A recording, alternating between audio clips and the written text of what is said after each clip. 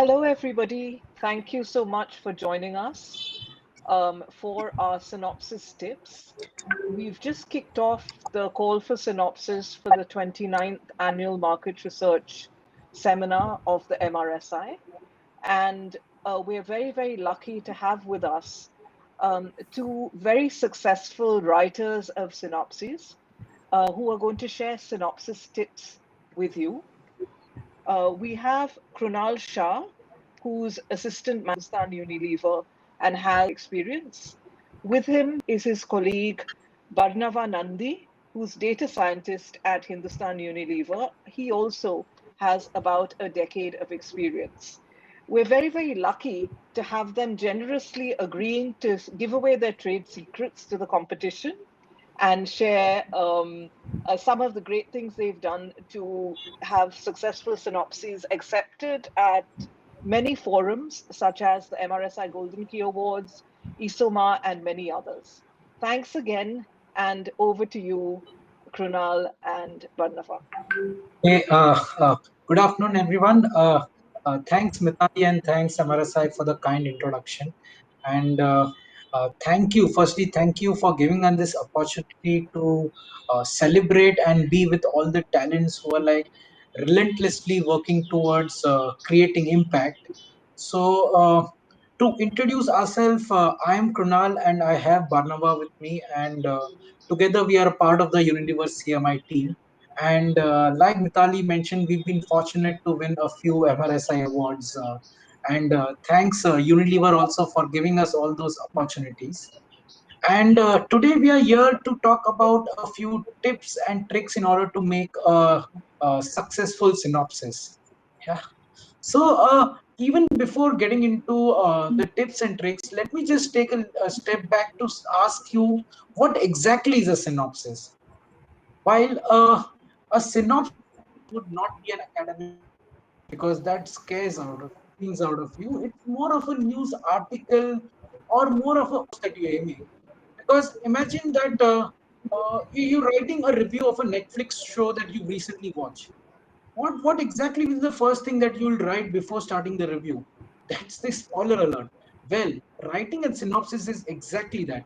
It's full of spoilers that one would want to lay out in the entire story and include all possible details that build up to the ending, but it tells you the story from start to finish in a very dense and a precise manner. So we need not talk about every single element or the action that we end up taking, because you've got to be mindful of the fact that it's not a sales pitch or a blog, but it's the main focus or the key insight that you want to know and lead the audience with is something that you would want to start uh, before writing three key elements that you want the audience to remember the paper for, because we all know in audience. And then irrespective of any in-stream advertisement that would come your way, one will be ensured that you've kept your audience glued till the climax. So you've got to ensure how do you keep the reader or the counterpart interested at the entire synopsis at the start. So let me take a reference from an OTT which we guys are very familiar about. So we have so many shows to watch these days, and we are literally spoiled for choice. So if you are watching the trailer of the content to know if you want to watch the full content, the trailer is exactly what the synopsis is. So engagement is the key. Yeah. So your thoughts, Barnava, on this, and I would just request everyone who's joined on this live link to keep posting your comments, your views. Over to you, Barnava. Yeah, thanks, Krunal. Can't agree more. Synopsis is more like a trailer to the entire research paper and the presentation which you will craft towards the end. So, yeah, I think trailer excites a movie, and synopsis is the first step towards writing a bigger research paper. And you all know that we are entering a new world with new possibilities and challenges, and it requires brave new thinking. Now, synopsis is actually the one which you will submit is a 1500 word PDF document, which you have to submit on any of the four topics outlined on the website, and it is very much aligned to the theme "Do the New." how apt a theme it is for this year's MRSI. So the first most important section, which I think you should focus on in your synopsis, is the abstract, and it should clearly bring out the summary of the business case and the deployment of the solution and the entire business impact which you are proposing. So the focus on the abstract first, that's the key section, and that grabs the attention of the reader. So on reading the abstract, the reader should feel inspired actually to read the rest of the synopsis, and ensure that your abstract should build out the boldness in your idea, the uniqueness in your approach or the methodology, and a powerful business impact in terms of growth and only growth, because that what it matters to the business. Like 5 awards in the MRS audience today on like how we have actually gone ahead in crafting the abstract and the objective, and how we have actually started writing a synopsis, right? Because I think the start is the very biggest hurdle and the most important step in this journey. Absolutely, absolutely. Thanks, Vani. In fact, like you mentioned, start is the crucial, and it gets the audience intrigued into reading the entire bit. In fact, even before the start, I would say it's the title, the first line that a reader would read in your synopsis. However, going by our experience, one may not worry about the title at the beginning, because what's in a name after all, as spoken by great Shakespeare. Trust me, guys, it flows in automatically either during the research paper, or let those creative juices flow in, those thoughts coming into place, and the title is something that you'll automatically land. So, a few guardrails that you should be ensuring that the synopsis cover, like Barnava mentioned, the amount of words going in. So, keep those things in mind, but do not restrict your thinking or do not restrict your creative juices to flow in, because a well structured thought is something what exactly is required. So, start penning down things as it come by. In fact, I would say get into the Monica mode. So get everything into a piece of paper and list down the entire outline that you would want your paper to be. So create all those sections in your paper that would include, like Barnava mentioned, the introduction part of it, the methods, the results, or the final discussion and conclusion, because that forms the core of your the overall outline of your research paper. Now, the other thing on points or argument, and ensure that those points are more relevant to the audience that you're speaking to. So you explain the problem, what exactly you're doing, because end of the day, this will build up to your main point that you're trying to communicate and or make your thesis on. Yeah, Barnava, anything? No, I guess I think we can discuss our great case study wherein we thought of like creating communication codes for one of our leading fabric conditioner brands in the country, as well as for Unilever is Comfort. And so when we started with this idea, very bold idea, like can we use data science and modeling techniques to understand drivers of penetration, and once we have identified those drivers of penetration, can we include those variables and cues from those variables actually into the communication codes and build out a advertisement, or build out a communication strategy for the future years to like propel the growth of this wonderful brand of fabric conditioner. So that's where I think the entire boldness, the uniqueness, the imagination comes into play, and you need to like mention those in the abstract and in the introduction and in the background of the of the case study before you move on to the methodology. Yeah, absolutely, Barney. In fact, if you've got to start, I would suggest start with a macro view or a quote, because one thing that we've learned over our research career is something, even before getting into the brief, if you've set the context or the macro forces that are acting in place, it actually gives the audience a holistic view on the larger context and creates and builds excitement by setting the right pace to the audience. So, like you mentioned, Barney, in fact, the abstract is very important, and like the objective is the next thing which comes in. And like you mentioned that it could have been just another paper if it said that drivers of penetration. Well, to comment and identify the drivers of penetration from the normal marketing levers would have been excitement or going the non-conventional marketing route is something that got exciting, and it somewhere got us a notch over others. So one thing that I would want to say, when you're writing an essay, the job that you are making is, you've got to make your point very persuasive, or for that matter, you've got to formative in a way, saying that you tell the audience what exactly, or the so what part of it, because that is what the paper or the comment has to be. Because end of the day, if you just leave the audience with the fact, it is not going to create those kind of excitement. You've got to have that kind of debate or a comment coming in, to build the entire exciting bit into the picture. Because if you've got to say, let me just give you an example. So the World War II lasted from 1939 to 45. Now that's a fact. We know it really happened, and we've got immense evidence saying that, boom, like it just happened, and everyone knows about it, and it's not debatable. But to get in that excitement, to get in that interesting way, just imagine if you say the World War took place in 1939 to 45, but could have been avoided. Now, what have you done to the topic? Now, the topic that you've said is everything is about World War, but you've evoked a comment or an excitement into place saying that how could it be avoided? So, the rest of your paper will prove your comment, which is why you really need to know the purpose. And the purpose of essay is to prove or justify your thesis statement. So just remember the three words while writing down the purpose or the main idea of a synopsis.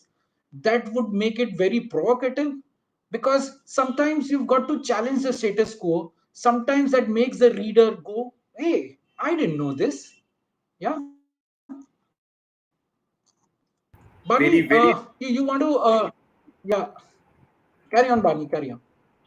Yeah, well, very apt point. I think creating that aha moment in the first 300 words of your paper, I think is actually the key. Because yeah, I know something, but what is that special thing which I will find out in the rest of the 1200 words which I'm going to read next. And I think the second most section which and has a lot of questions is methodology. Like without your methodology, like robust methodology section, your paper would not be complete. And everybody has this question. So like I have like done this research or done this piece of work or built a model collecting data, and then there are like so many steps involved in the methodology, and it's impossible. Like how do I craft it into just a 500 word paragraph?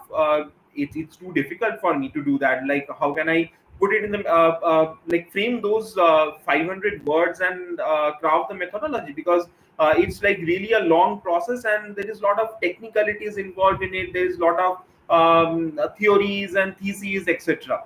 So I would suggest that don't go into too much of thinking on how will I write the methodology, how will I concise it.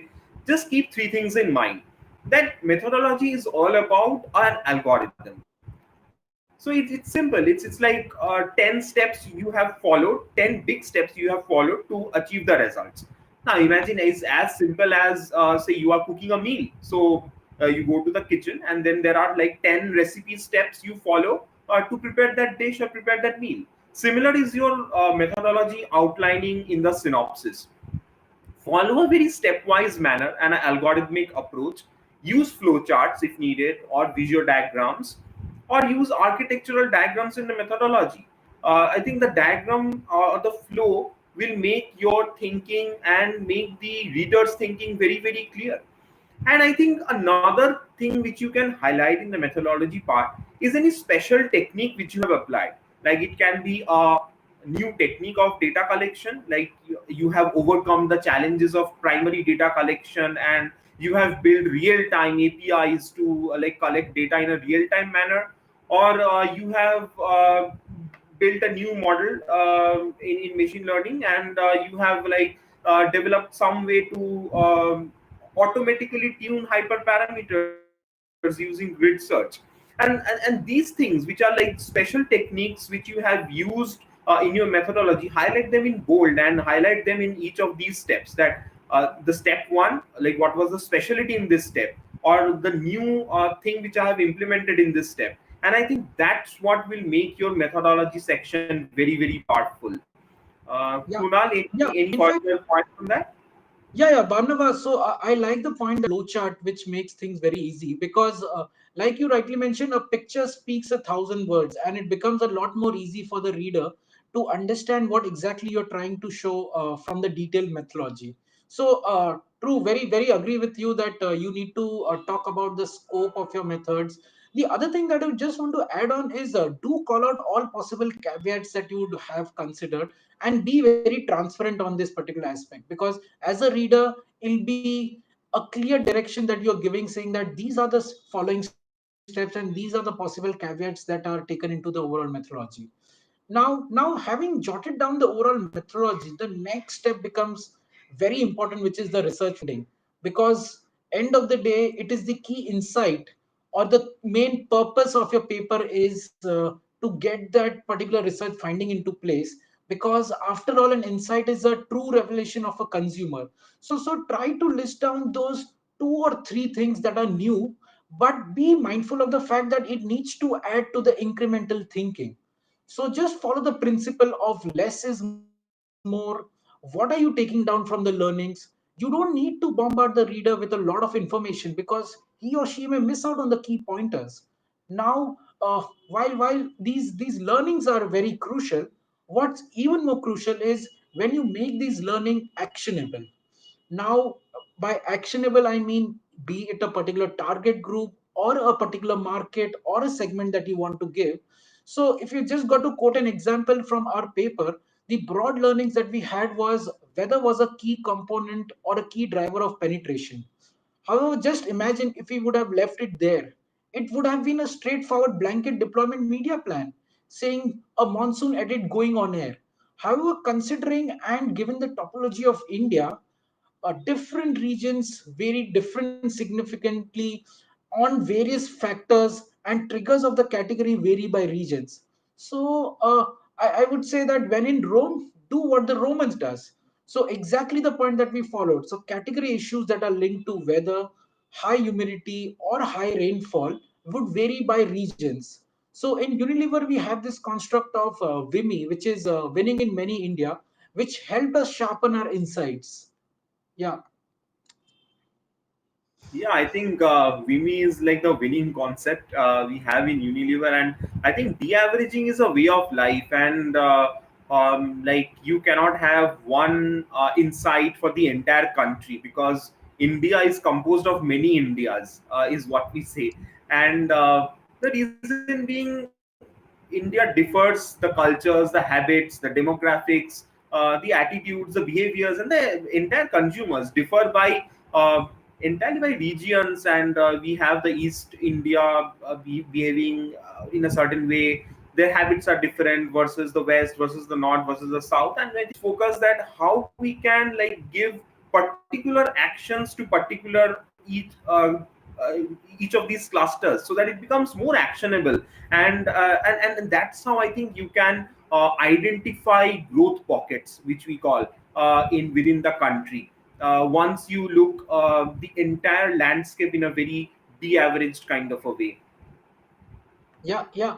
In fact, that's rightly mentioned, Barney. In fact, that becomes very important. And when you've got to say the kind of impact that one gets by de-averaging, it's like humongous. So because end of the day in business, it is all about creating impact.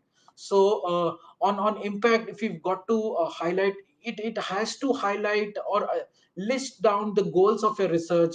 List it very clearly in the document. You need to focus how your study contributed to the existing research in the field, or how your results for each of those methods were significant. Try showcasing those kind of impact and make it very tangible. And by tangible, I mean show in your sales data, show in internal data, show that your volume sales increased by X percent, Y%. Because end of the day, if a stagnating penetration starts to accelerate by the insight that you've given, it automatically speaks volume to the kind of impact that you've created. So yes, impact becomes very important. And if I've got to say that after impact comes in the other part, which is the conclusion, where you should try and sum up the entire objectives of your paper, bolster major findings, share the applications of the study. Because You can mention the scope of the further research also that the same topic has, but end of the day try restricting it to the key insights or the key message that you want to leave the audience with, because end of the day you've got to make the audience very clear so exactly what your purpose of your paper was, and if you're writing something it should help accomplish that particular purpose, because end of the day climax is the most important part of your story, and there is no different when you are penning down a research synopsis. Absolutely Yeah. true. Like, can't agree more on this. I think, like everybody says that, so impact is measured by three variables. And what are the three variables? Number one is growth. Number two is growth, and number three is also growth. Only way to measure an impact which you have done in your study is whether it has contributed to growth or not for the business. And that's what will make your synopsis very very powerful if you can quantify that I have thought of this idea, implemented these steps, and this has been the action or the action taken by the business, and the impact was measured only by growth. And a couple of other points I think is very very important to list down. And considering the word limit also you have in your synopsis, is one, is there any limitation of the approach? Like for example, if you are doing a study, you might have like, I don't know, maybe a data point which was not available, or it is not fitted to some kind of a problem statement, etc. So do list down some of the limitations, because that like makes your paper very very robust. And the another point which is very very important to any category, so we have done drivers of penetration for comfort. Okay, we can do it for 10 other categories obviously, but can we do this for industries outside FMCG? Like, can this methodology be scaled to financial services, to insurance? And I think that what makes it the winning statement and the winning point in your paper.